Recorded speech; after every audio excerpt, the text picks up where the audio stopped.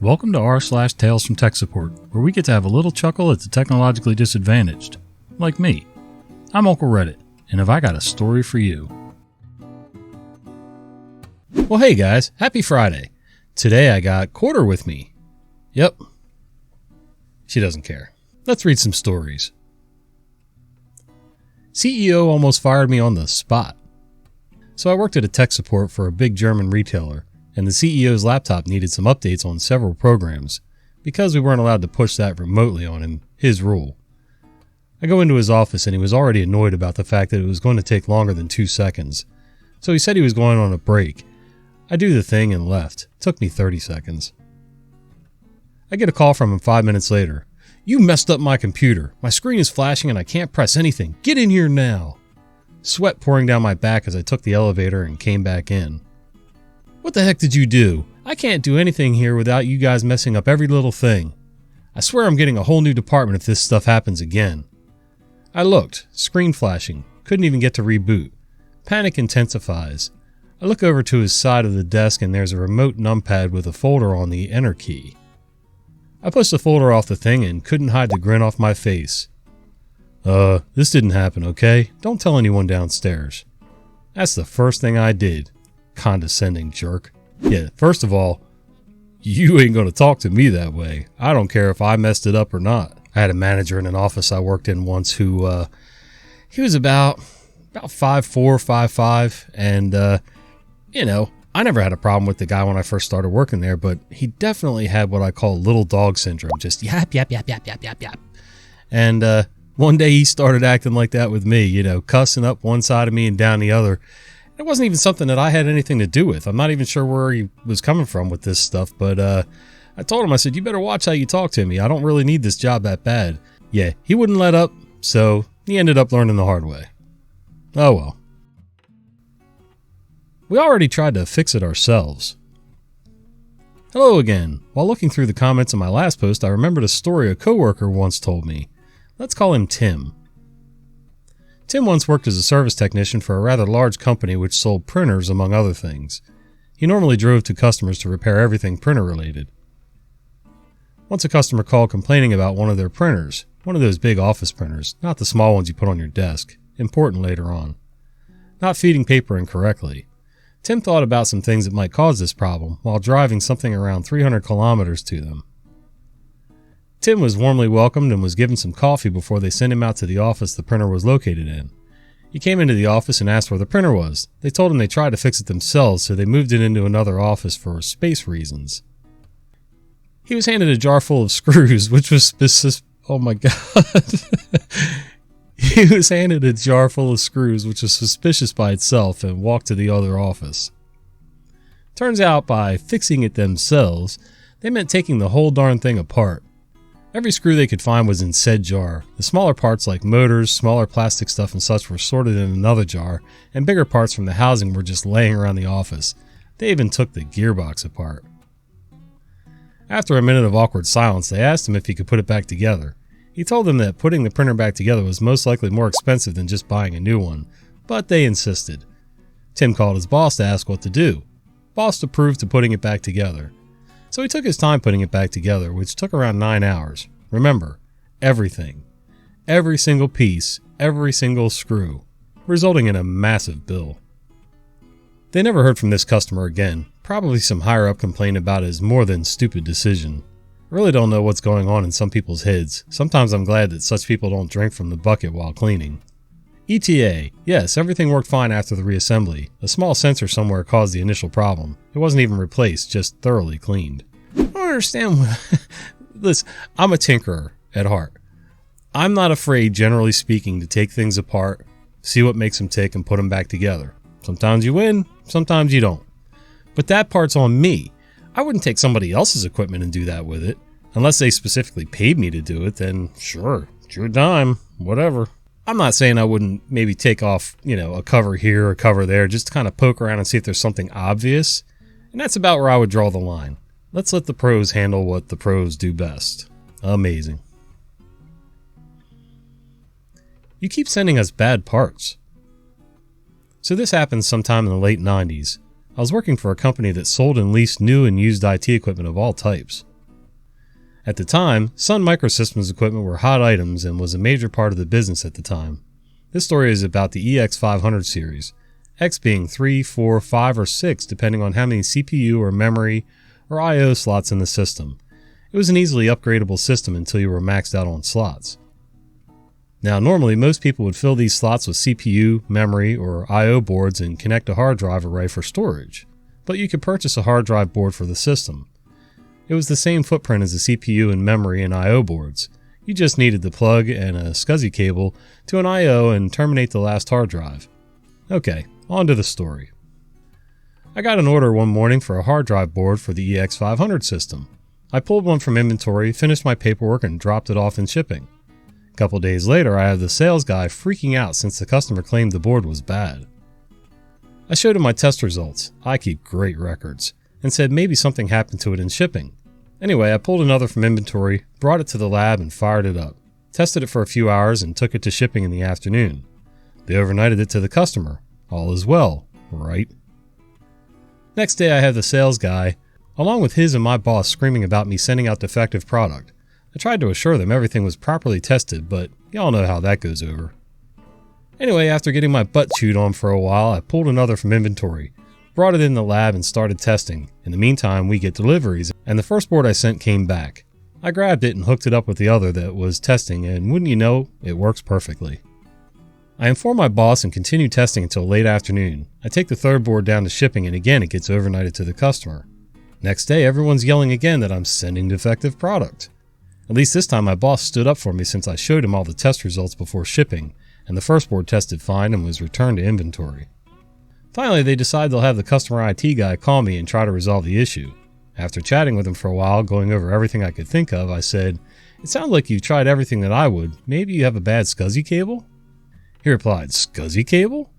I said, "Yeah, you still need to connect the board to the I/O with a SCSI cable." Click. He hung up on me. At least I ended up getting a laugh out of it. So basically, their in-house tech guy was trying to upgrade this machine and had no idea what he was doing.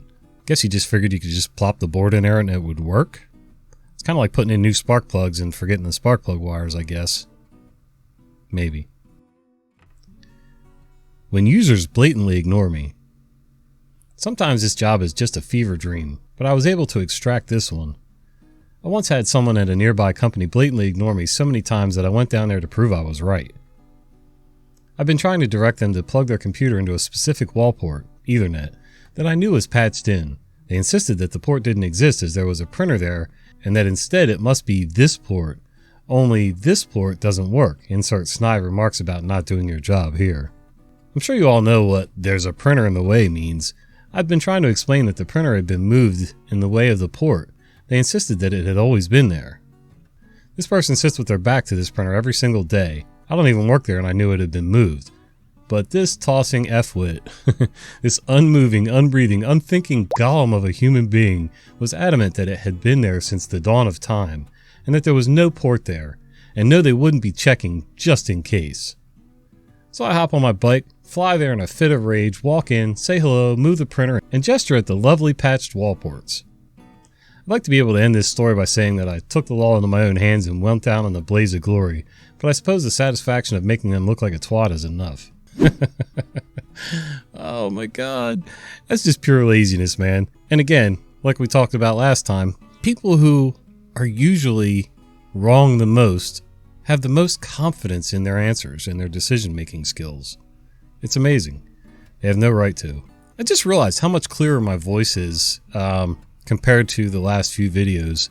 I'm still a little plugged up sinus-wise, but I got a lot of the rasp gone. A lot of the congestion is gone. I can definitely breathe better. So yeah, I'm feeling pretty good, guys. And thanks for everybody who was concerned and sent me well wishes while I was getting over the crud. It was miserable, but we survived. Monitor blues. I work at a large university in the US. One of the top universities, in fact. That doesn't mean that the students, staff, or faculty are any more computer literate than any other clueless users. This is another tale from back in the days of CRT monitors. Yes, I'm that old. So the accountant for the department I was working for at the time apparently had an issue with her 19-inch CRT monitor and took it upon herself to purchase a new one. This without letting me know there was a problem, so no troubleshooting performed on the old monitor. She had a university purchasing card, Visa, so was able to purchase one over the weekend. Now these 19-inch CRTs were beasts that took 2 people to handle properly. I never had any problems carrying mine. Not only were they fairly heavy, but if a single person picked one up wrong, it was easy to dump it on its screen, as surprisingly, that was where most of the weight was. How she got it to her office by herself is beyond me. Her husband and her son must have helped. So Monday morning she asked me to help her set up the new monitor. She had already removed all the cables from the old monitor, so once again, not able to troubleshoot. I asked her what was wrong with the old monitor, and she told me it was flickering and jumpy. Okay then, several things could cause that, but she insists on a new monitor. I grabbed the IT cart from the supply room. We load the old monitor on it and unbox the new monitor. I get the new monitor all set up and turn it on. Screen's flickering and jumpy on the new monitor as well. So it's something in the environment and not a monitor issue. Check the refresh rate to make sure it's not set to 60 Hz. Power in the US cycles at 60 Hz, and if you had your refresh rate set at 60 Hz, the fluorescent office lights could cause problems. Also, a UPS too near to a CRT could cause this issue, but the UPS was on the floor. Shouldn't be causing a problem. As I sat there contemplating the issue and watching the fish swim around in the aquarium that was sitting on the wooden shelving unit between her desk and the next workstation, it hit me. An aquarium. With an external filter. A filter that uses a magnet drive. Son of a... I reach over and unplug the filter. Eureka! The monitor is now working perfectly.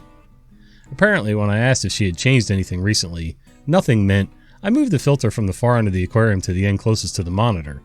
To be fair, the aquarium had been there for months without an issue, and with the approval of the boss. It just didn't connect with her that making a change in the aquarium could cause an issue on the computer. So someone got a monitor upgrade thanks to the accountant. Most staff were using 14-inch CRTs at the time, so someone was very happy with their 19-inch upgrade.